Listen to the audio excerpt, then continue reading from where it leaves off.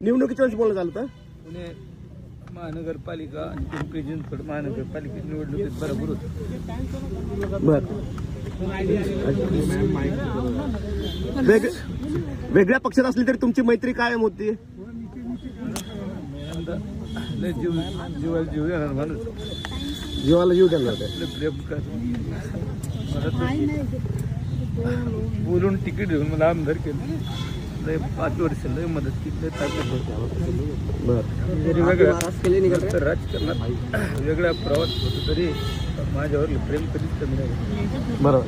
अच्छा, तुमचं आता त्यांच्या कुटुंबियाशी कोणाशी बोलणं झालं का? मी तर चाललोय. आता सुप्रिया सुळे वगैरे निघालेले आहेत सगळे.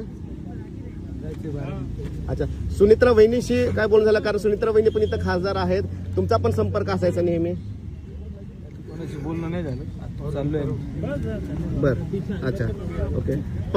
पण अजितदादा त्यांचं रोखठोक बोलणं असलं तरी सुद्धा आपल्या लोकांवरचे प्रेम जे आहे ते त्यांचं कायम असायचं आणि शब्दाला जागणारा हा नेता असायचा. शब्दाला पक्का असताना माणूस आणि वरून जरी कठोर असलं तर आतून प्रेम करणार माणूस. बरोबर. काय वाटतं या अपघाताबद्दल? अनेक चर्चा आहेत. वाईट झालं. चौकशी व्हावी याची मागणी करणार तुम्ही?